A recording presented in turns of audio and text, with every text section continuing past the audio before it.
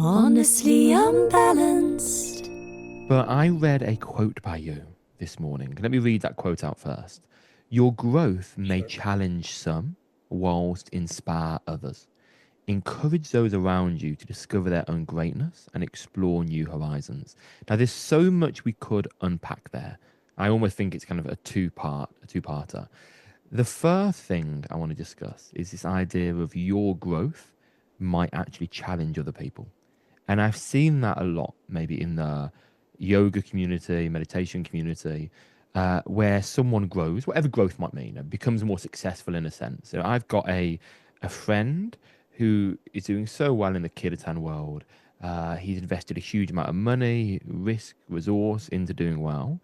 But equally, certain members of that community were talking badly about him, like as if he was selling out or something, which is nonsense. But I've seen that in many occasions where the others have accused someone of either selling out or distorting it or diluting something, when actually, as far as I can see, all that person has done is access new audiences and taken it to the next stage and had success with that. So I wondered if you could speak to that a little bit, that the idea of your growth and how it might challenge other people. First of all, let's understand what is growth. And any field that we venture upon, the first thing is the intent. So intent, if we want to grow, what is the intent? Because anything that starts in our life, it begins with a desire. A desire, I want to be a kirtan singer, I want to be a yogi, I want to be a businessman, I want to be a sports expert, I want to be this or that. So the desires keep on happening on ongoing basis. And one may have hundreds of desires, but are we able to fulfill all those desires? Because desires are fleeting. I can desire to have a much more comfortable chair while I'm in my office. I can desire to drive the best luxurious car. I can desire to be traveling all over the world and doing the work and expanding all this. So these are all desires, right? But intent is different from a desire. Intent is when there is desire plus passion. When we are passionate about doing something. Now, another thing what encompasses intent is, where is the intent sourced? If I want to be a famous kirtan singer or a yogi or I want to be an influencer, or I want to achieve something, right? Where is the intent sourced? Is it sourced in proving myself that I'm someone? Or is it coming from jealousy? Is it coming from hurt, pain? Or is it coming from love, compassion? Is it coming from a place where I feel this is what gives me the zest of life? This is what gives me happiness, joy when I'm doing what I'm doing. So that's the first element of growth. Intent is very, very important. Then just having an intent and not putting an effort doesn't take us anywhere. No. You got to put lots of effort. There is now effort again has to be mutual. That means if I'm just thinking about me and mine, me and my growth, and I leave the rest, that's not going to give me fulfillment. So when I'm putting my efforts have to be mutually nourished by the team that is supporting me to achieve wherever I want to go. If I'm just going to think of me, that means I'm going to be endangering others. You know, it's like you want to be a CEO, you want to be on the top, and you're just like a crab mentality. You're pulling other people down, and you reach that high position. That doesn't give you that inner fulfillment. So here, effort has to be consistent and mutually nourishing. I So love that. intent plus effort. Now, the third element of growth is divine intervention. When we are heading towards our goals, when we want to achieve something, that divine element is very, very important. When we talk about divine or universe or God,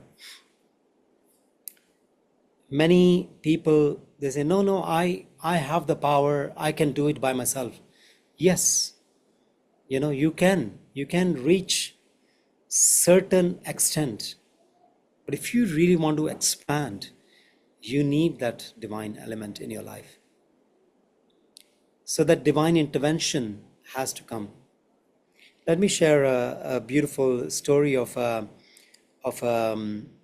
doctor. It's a real time story from India. He grew up in a small little village where there were no hospitals. And even when he was a child, he had this passion to be a doctor. Why? Because he saw many of his villager people were selling their properties, selling their lands just to go to big cities to get healed from certain ailments because there was no hospital in the town. So, as a child, he grew up to be a brilliant student, and then he completed his 12th grade and he applied for 4 best universities in India.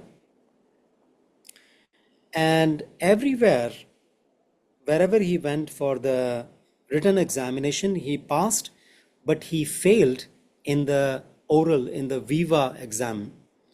And he lost his seat in 3 universities, and the year was coming to an end. And he had only one chance. The time for admission was coming to close. So he and his father were traveling in a train, and as they were sitting together talking to each other, there was a stranger who was sitting right in front of them, and he saw this boy very sad. So he felt very uncomfortable seeing this boy sad. So he asked his father, can I ask you a question? Why is your son looking so sad? He looks very worried. What's going on? So the father shared the whole story that he was, going to this university to do his examination, and the year was coming to a close. So this is his last chance, and he lived his entire life to be a doctor so that he can serve. So the stranger smiled and he said, don't worry, God is with you. Everything is going to be all right. And time came to disembark the train, and they went their ways. Next day, the boy goes to the university he has written the examination. He passed in flying colors.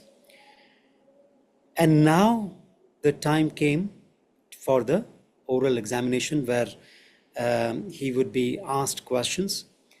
So as he entered the big hall where there were people, as he opened the door, he saw the stranger occupying the central chair which he met the previous day in the train. And rest is a history. The stranger welcomed him, and he passed that examination. He became a doctor, and he became a dean professor of that university, and then came back to his village established his clinic, his hospital, and served the people of his village for more than 3 decades. So, given the odds of India to meet the right kind of person, what are the chances? Well, not the right kind, the exact The right person. Yeah. exact right person.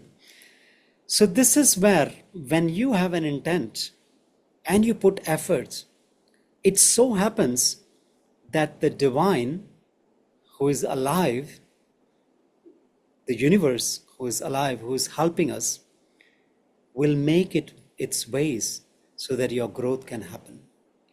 So, this is how I take the growth.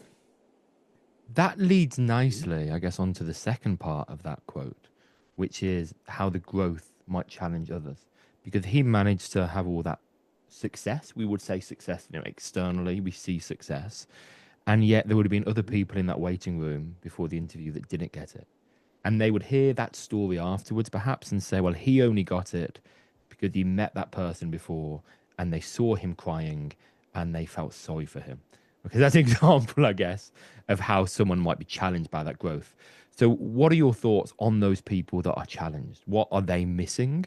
And why are they challenged by someone that has found growth in the right ways, but they don't know that? Yeah.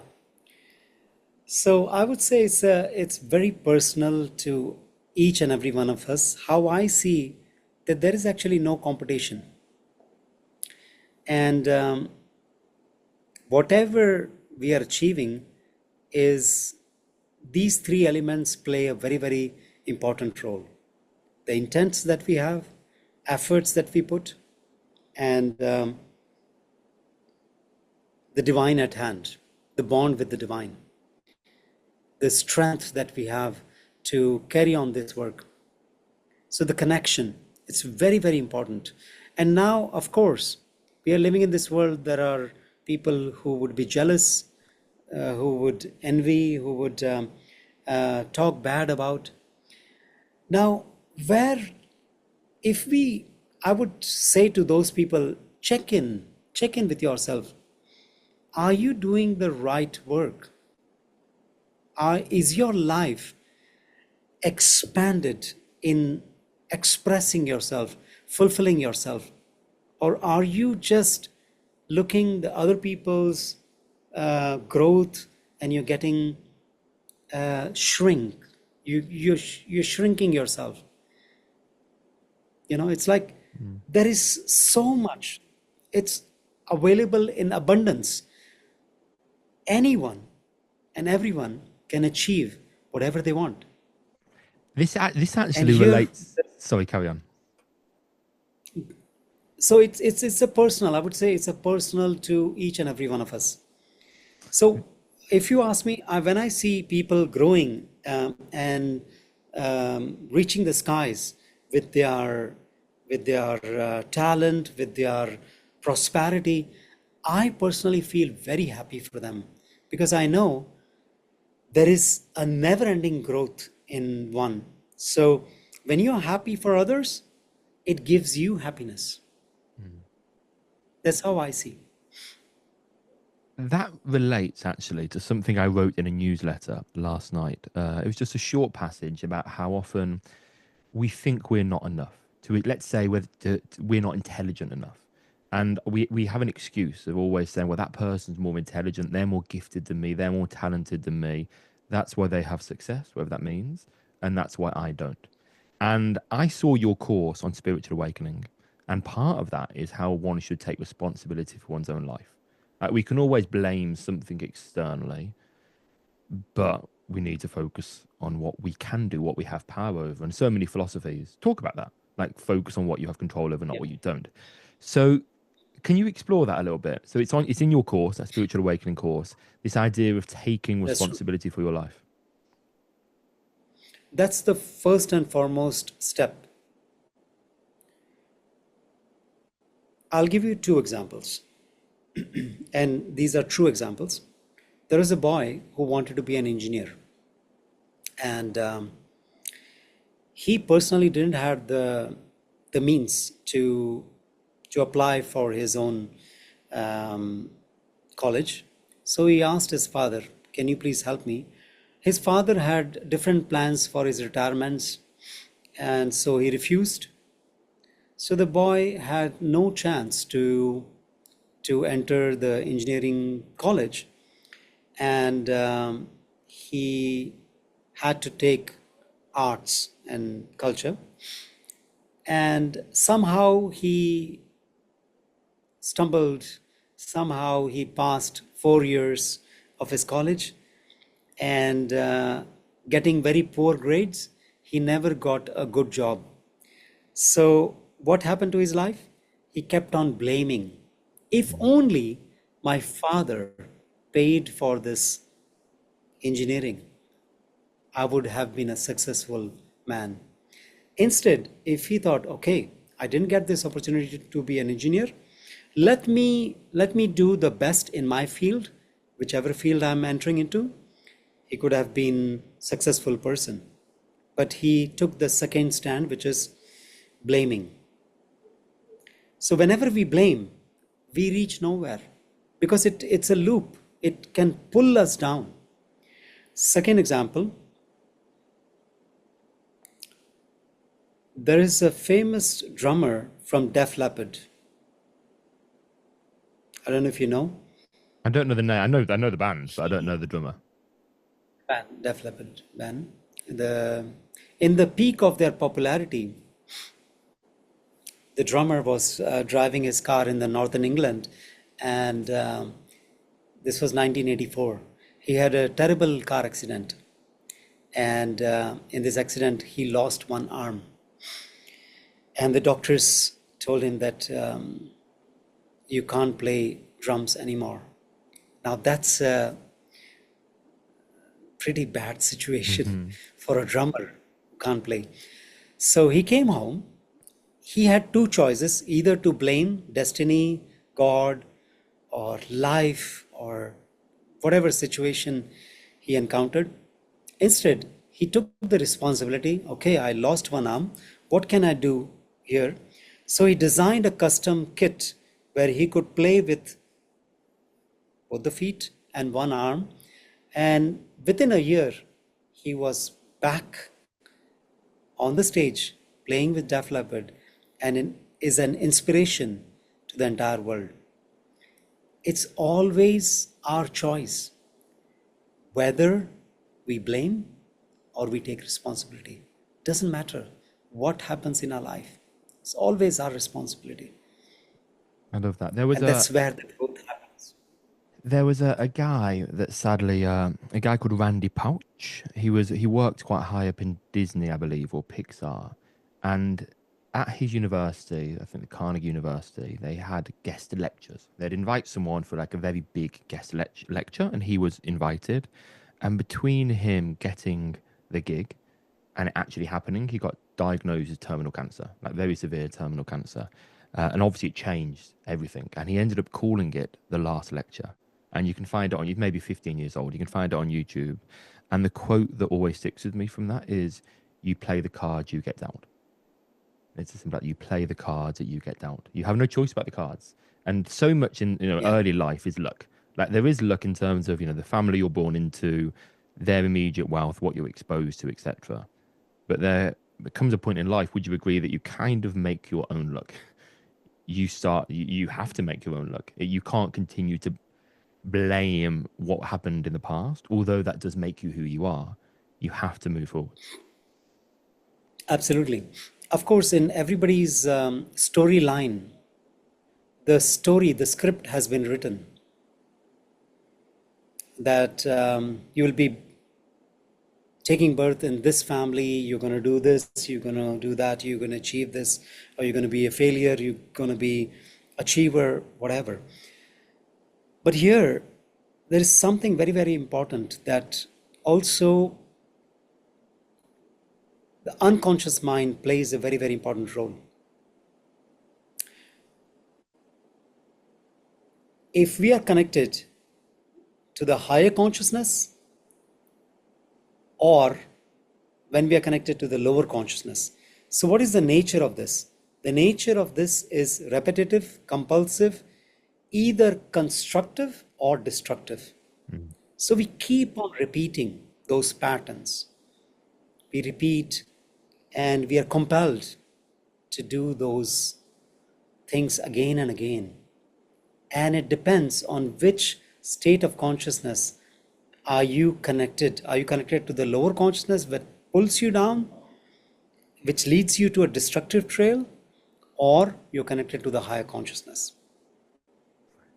What It's completely left to every individual where they want to take it.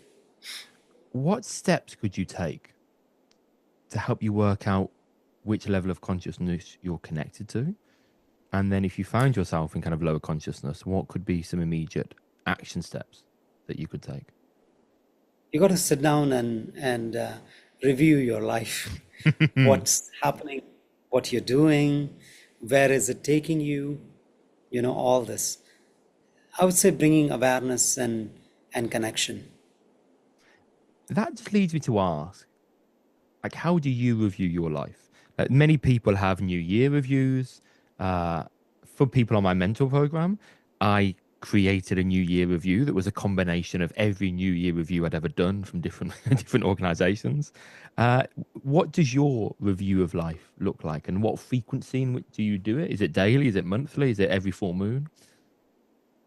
No, I don't do like this. I just see, it all depends on one main intent that we all have. That is, what is it that we want? Where are we heading? What do we want in life? So, reviewing life is where we are, past is gone, where we are right now currently, and where we want to go, from here. What goals do we want to achieve? How do you need help in your growth? So let's say, for example, I want to go build my arms. I will go into the gym. I will go strengthen, because that's what gives me happiness, for instance. Or I'll do my yoga practice, my asana practice, building up that muscles, because that gives me happiness to be healthy, right?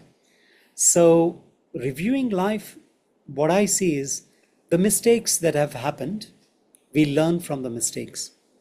And what are we doing currently? Being totally aware. And where do we want to go? What is the motive? Where are we heading? And in this journey, making sure that we are not hurting anyone, because then the law of karma comes in. Because whatever we sow, so shall we reap. In this journey of life, it's a very short span of life that we are living. And how are we living a life? Are we hurting others or hurting ourselves? Or are we helping others and helping ourselves to grow? Lovely answer.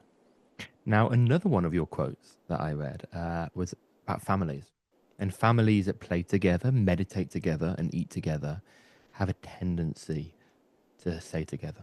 And, life is all about relationships. An argument that life is relationships with other people.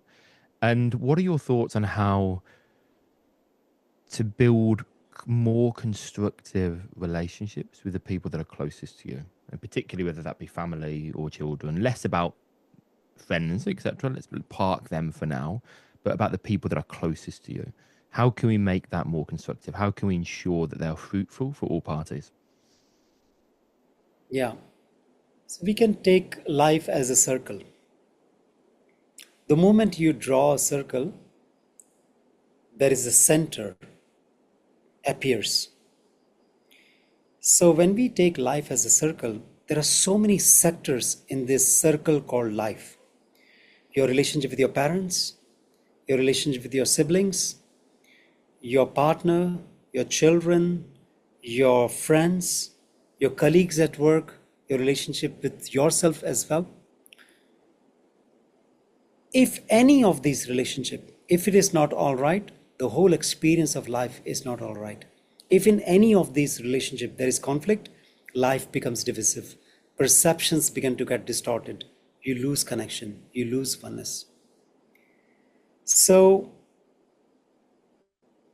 the primal relationships that we have, this is an agreement of the souls that have made together that we are going to come into this timeline. We are going to be maybe a friend, maybe a partner, maybe children, maybe parents, maybe all this, whatever, whoever we meet. These are all the agreements that we have made. And we come together, and that's why the quote is, life is relationships. Relationships are not just part of life, life is relationships. And this is one of the biggest thing that plays role in life. And working on them in a holistic approach, how to heal so that we don't inflict pain in these relationships. And especially when it's very close relationships, it brings about a lot, and ego kicks in. And ego will try to destroy those relationships, cause pain and suffering for ourselves and for others. So relationships are very, very important, and how you work with it, there are different ways. In our trainings, we take people through processes where we take them through first understanding, and then with the connection of the divine, we take them through a process how they can heal their relationship internally and then externally. There is a process that is involved in healing relationship with parents, with children, learning the art of parenting, healing relationship with partner. And if someone is single and would like to be in a relationship, how to know if this person that you're hanging out with is the right kind of person for you. A holistic approach. So art of listening. And as a kind of a side question, you travel a lot, but particularly you're between Switzerland and Bali. So we talked about kind of more close relationship there. Then with regards like companions and friends, how do you find like living between two places? I haven't been to Bali. From what I understand though, people are often there for a month and people come and go and it's quite transient. And I've known people that, again, I know you're there for longer, but I've known people that have kind of the laptop work around the world lifestyle. And often they reveal that they are quite lonely because although they're surrounded by people all the time, they find it hard to build long-term, deep relationships. I just wondered, like, if you experience anything like that because you're traveling so much. I'm sure you travel with friends and family, etc. But yeah, if you could speak to that at all, because you spend so much time around the Bali crowd. I do spend time with many people. I meet many people in Bali and whenever I'm traveling abroad. The connection with God is, this is where you see others as not a separate entity or separate beings. We are all one. It's the oneness that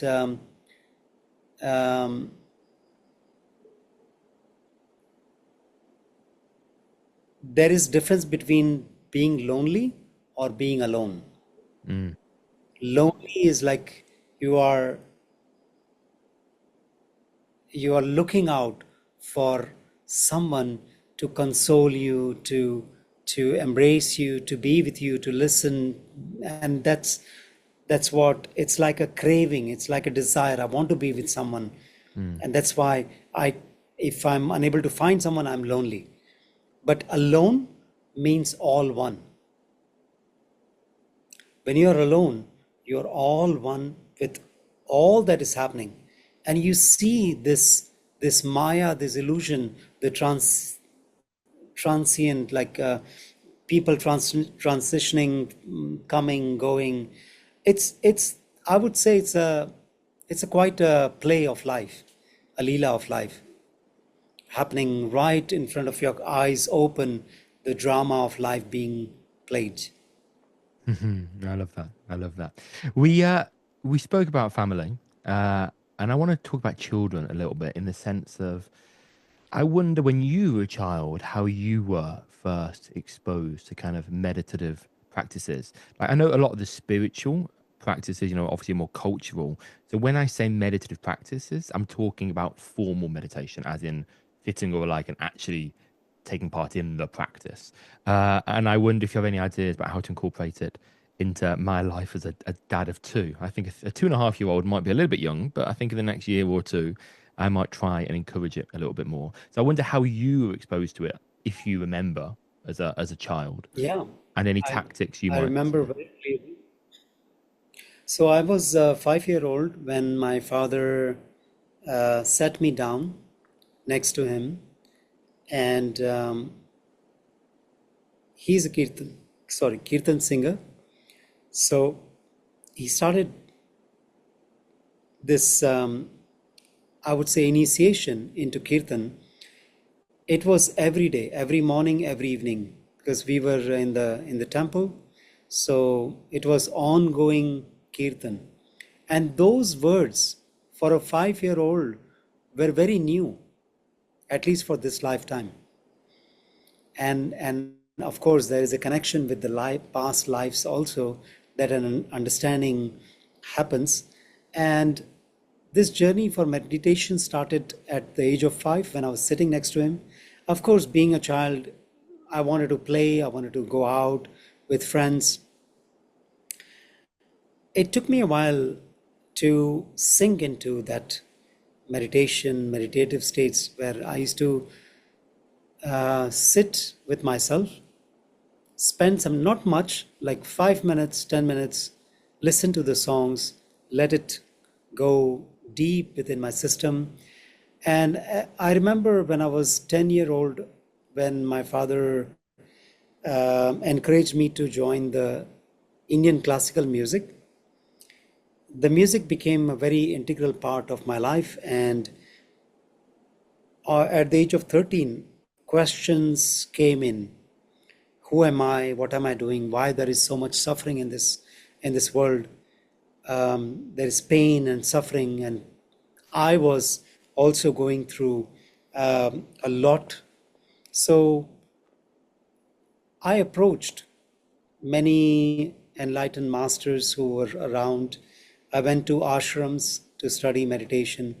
I wanted to know the questions needed to be answered. So my journey was, who am I and who is God? That's how it started. I want to know God. I want to be with God. I want to know the truth. I wanted to understand why there are so many religions in this world, and what are these religion teachings doing, and how they impact us. Are they freeing us, or are they putting us in the cages? Mm. So all this came into existence, and the question went deep and deep and deep, and there is no end. I'm still the connection of God. Of course, there are so many realizations that has happened, but I would say there is no end to this. It's when you have a pure connection with the one supreme, that clarity happens. Is thy will be done, the Mm. truth, thy will be done, not my will. Allowing and understanding a broader picture of what's my role and how can I be of help in doing God's work. Lovely. With regards to kirtan, you mentioned that was what you were exposed to, and you mentioned that you sat and listened rather than kind of participated. So someone that is new to kirtan, maybe they've just seen it on Instagram. What they might imagine is a group of musicians at the front and everyone dancing around, and that's what they believe kirtan is. And you've offered an alternative there, a sitting and listening. Would you say that there are different types of kirtan participation, that there are some that are designed to sit to and some that are designed to move and call and response to and dance to and the like. Would you? 'Cause I've been to ones with you and they're like parties. The ones in Bulgaria, like best nights of my life. They were they were wonderful. But although it was joyous, it didn't feel meditative in that sense. But it was certainly unifying, and that was the point of it. We were on a lake in Bulgaria with lights everywhere. So could you speak to that slightly? Like, is it that you could do either in any kirtan, or is it that there are some styles that are better for certain experiences? Being born and brought up in India, kirtan for us um, is very sacred, very divine, very meditative, more of a listening and participating. And there are long verses. In Sikhism, it is called Shabads. The enlightened beings who are in the holy book, Guru Granth Sahib, they are experiences of their connection with the divine. And there are hidden secrets in it, in those songs, how they reached to that connection with God. So that is this Sikhism, where you listen, where you devote to that kirtan. And in a Sikh temple, there is no dancing. It's like sitting religiously, meditating when the kirtan is being sung. When we talk about Hindu Vedic chants, it's also certain intonations that are involved where the Vedic mantras are sung and people listen. There are bhajans where people sing and others accompany. There is a call and response. What has happened in the West, the kirtan has become kind of exchange of song where they simplify few words, few mantras, and they break it down so it's easier for the Western crowd to follow. And dancing came in, celebration came in. So I wouldn't say anything is right or wrong or good or bad or, it is the way how it is. The beauty here is what resonates with you. If that kirtan brings you joy, brings you happiness, brings you that connection, takes you to that meditative states, it doesn't matter if you're doing a rock and roll kirtan or a hip hop or a rave party where the mantras are sung, or in a temple or in a sacred space where the mantras are being chanted. The beauty is how deeply you connect. And kirtan, this word comes from kirti, which means to praise, to glorify. And this has been happening in many traditions, many religions, the gospels, the shamans, the priests in the temples, in the mosque, the prayers that are happening. It's all basically praising the one. And what I'm hearing as well is you have the skill to adapt it based on the audience you're delivering it to. So when I experienced kirtan with you, I said you have the skill to adapt the delivery of it based on the audience. You said that, for instance, the kirtan chant is kind of reduced slightly, let's say, in the West. So it's just a few verses that are called very easy to say and understand, that are kind of recalled back and forward again and again and again on repeat, louder, more intensely. And you adapt it to, let's say, a Western audience. And that doesn't necessarily spoil it. It doesn't dilute it. It just makes it more accessible. Yes, that's true. To make it accessible to the crowd. Basically what we do is we say, okay, I'm going to Bulgaria, I'm going to be in this festival, Udaya festival, or anywhere, wherever I go. So depending on the crowd, depending on, who are the listeners, And I don't see anything wrong in it by adapting to the crowd. Of course, there are many times I sing what feels good to me, and there is a time also where I get imbued in that so much that the outer doesn't matter Mm. whether they understand or not. It's the vibration that comes and touches their hearts. Mm. So, I think people don't need to understand. It depends. If it's call and response, I think there can always be a frustration if you can't respond and you can't get the word and it's complex when it's call and response. But when it is just hearing and listening, it makes a difference. You know, my wife does a little bit like light language, which I don't really understand. But again, people find deep satisfaction, joy, relaxation through it. And obviously, you don't know what by the very nature of it, it doesn't really mean anything. There's a question I always have about yoga, about meditation, which regards the difference between a formal and an informal practice. So what I mean by that is my personal belief is you need a formal practice, whether that be sitting on your cushion for half an hour, doing asana, uh, participating in a listening kirtan. I see that's a form practice. Then the informal practice I see is how you then interact with the world, having been affected by your practice. So when you go on a walk or you meet people in a shop, how you interact with that person is affected by your formal practice. But I don't see, for me at least, let's say, gardening as my yoga practice. I can garden in a way that is affected by yoga. That's my personal view. And you mentioned there like hip hop kirtan or like. So like my question for you then is kind of twofold: is at what point is it no longer really like a practice and it is just a fun thing to do, which there is nothing wrong with? And at what point is it still actually a formal practice? And do you think there is a difference between informal and formal practice?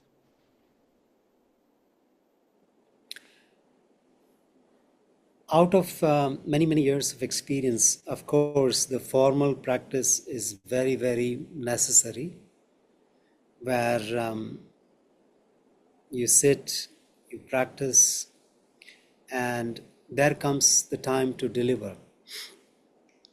I always talk about yoga is not the yoga of mat, it's life, how you are with yourself. So it's same with kirtan, it's same with anything that we do in the spiritual world or holistic approach.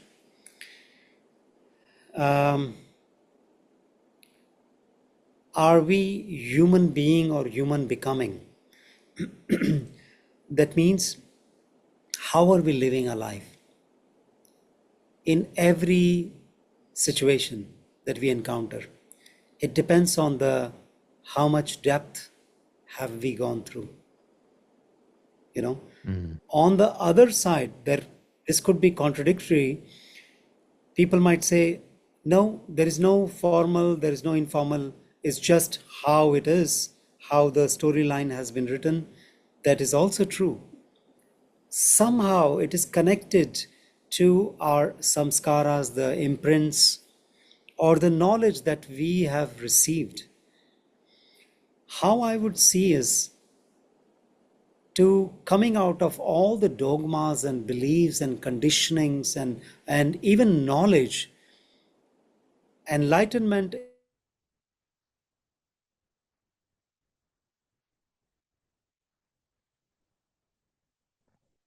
Hello. all these restrictions. What is good? What is the authentic person? Before I lost you there at a key moment. You said enlightenment is, and then your video froze. You can't leave us on Enlightenment that. is freedom. Enlightenment is freedom from life. That you are free. You know, Yeah. That's a, moksho nam jivasya vimukti. Moksha means the liberation is vimukti, jivasya vimukti, jivan, the life you're free from in life. lovely. Can I ask you a few shorter questions now? Because we're running short for time. So a few little kind of quick fire questions. What do you think? What do you think is what do you think even is a great form of meditation style for a pure beginner that has never done anything remotely like this before? Sitting in silence, even for 5 minutes, even for 2 minutes, I love that. connecting with Probably the nature. hardest Yeah. as well. And then your personal meditation, is it ever guided by someone else, or is it always your inner monologue or silence? My personal meditation have been in a quite a roller coaster since childhood, teenage, and then my youth. And it has led, it's a connection to one to another. And right now, my meditation is being with you right now, fully available in 100%. That awareness, although saying this much, many may think it's very easy. It is not. A full attention, full feeling, full awareness in this present moment, being with a person that you're talking with, being with this person, the subject, the object, and the experience when it becomes one. So it's different for everyone. Thank you for giving me I, I your attention. always I always say, see what works for you. Jesus' path was Jesus' path. Don't follow that path. Follow your path. Buddha's path was his path. Anybody who came was their paths. Kabir's path was Kabir's path. So, finding your own truth. What is for you? What resonates with you? Now, you are someone who asks questions. You said at the beginning your meditative journey started with the question of, why all these religions existing? What is the difference between them? And I wondered what questions, if you're willing to share, are you pondering at the moment? God. Thank you. Perfect. Perfect. Now, how do you decide? Because you've got so many things that you offer. Okay, and we'll talk about them in a second. Courses, there's so many places in the world you could be. How do you work out what is worth your time and can have the greatest effect on the world? How would you work that out? All the work that I've been doing and what I'm doing is all worth my time. Why? Because that gives me the gist, that happiness. Um, this has been, I would say, the search. What is the life purpose? What am I supposed to do? This might change. I don't know. This might completely change. I might go into a completely different path. I don't know yet. But for now, this is what it is. And I'm open to whatever and wherever it brings me. I love that. And what is the simplest way to describe your philosophy of life? There's no philosophy, just enjoy and be happy. You know, I love that. And that's your website gives that straight away. The first photo, if any of you go on Punnu's website, is you on a bicycle, legs astride, massive smile on your face. And that is a perfect way to draw people into who you are. Now, can you tell us what you have going on anytime soon? How can people access you? I know you're generally between Switzerland and Bali, but you also have online offerings. So yeah, how can people access you? yes. So I have some couple of spiritual awakening courses happening in Bali in February and March and in April. And then I have Reiki training happening in March, which is 5 days. And then we start the 21 days of meditation training from April 1 to 21. And then we go into advanced meditation training for 8 days, end of April till 5th of May. And then there is a Bali Spirit Festival happening. And then I'll be traveling to Switzerland, continue the journey with kirtan trainings and sound healing trainings and meditation trainings and Reiki trainings. So this is how it is unfolding, I would say. And where can people find out about all of those things? They can find it out on my website, punnuwasu.com, or also on my Instagram, which is Punnu Wasu, and Thank through you. you. And through me, of course. Thank you so much for your time. It's always such a pleasure. Thank you, Adam. It's always lovely to chat with you. Honestly unbalanced.